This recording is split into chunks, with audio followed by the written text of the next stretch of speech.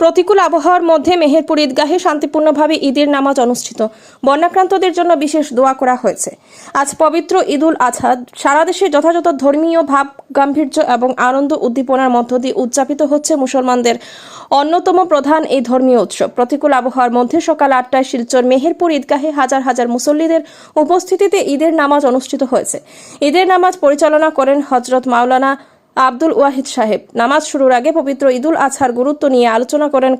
তাছাড়া সবাইকে বন্যা দুর্গতদের পাশে দাঁড়ানোর জন্য আবেদন করেন। সাংবাদিকদের সাথে কথা বলতে গিয়ে ঈদগাহ কমিটির কর্মকর্তারা সমগ্র দেশবাসীকে ঈদের শুভেচ্ছা জানান এবং তারা জানান প্রশাসনের সহযোগিতায় সুন্দর ও সুষ্ঠুভাবে ঈদের নামাজ অনুষ্ঠিত হয়েছে। এবার বন্যার কারণে অনেক মানুষ ঈদের নামাজ আদায় করতে পারেননি, এর জন্য নামাজের ভোর বন্যাক্রান্তদের জন্য বিশেষ দোয়া করা হয়েছে।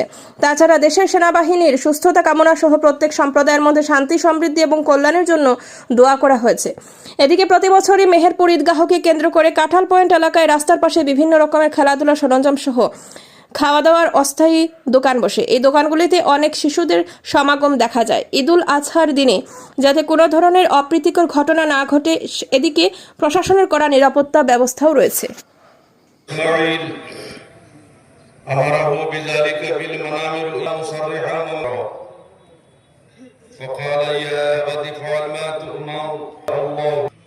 فتعجبته السماء بالغمام واهتزت الأرض تحت الأقدام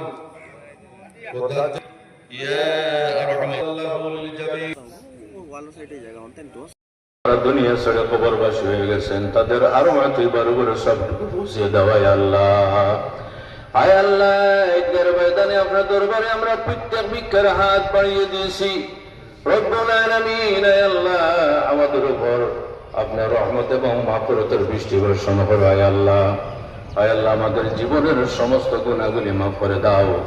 বাদ বাকি যে জীবন রয়েছে ভালো কাজ করার ক্ষমতা দিয়ে দাও। আয় আল্লাহ, আয় আল্লাহ, আমাদেরকে মাফ করে দাও।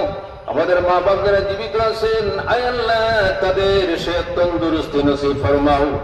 আরহামুর রাহিমিন, আয় আল্লাহ, গুনার কারণে আমাদের তনের মধ্যে বেমার كذلك سخرناها لعلكم تشكرون إنه تعالى جواد كريم ملك بر رؤوف الحمد وبالفضل العباس رضوان الله تعالى عليهم أجمعين وعلى تمام العشرة المبشرة صلاة وسلاما دائما والمسلمين.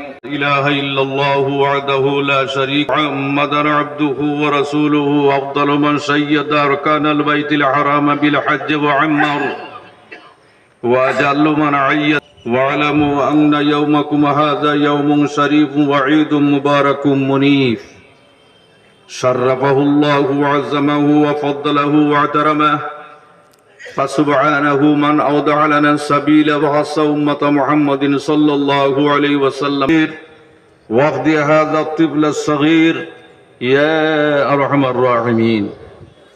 فلما أسلم وتله للجبين ونادى إله إلا الله وحده لا شريك له محمد عبده ورسوله أفضل من شيد أركان البيت الحرام بالحج وعمر وأجل من عيد.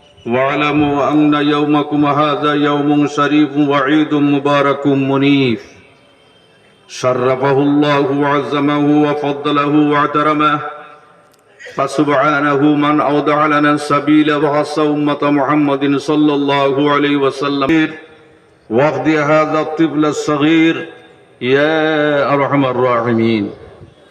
فلما أسلم وتله للجبين ونادى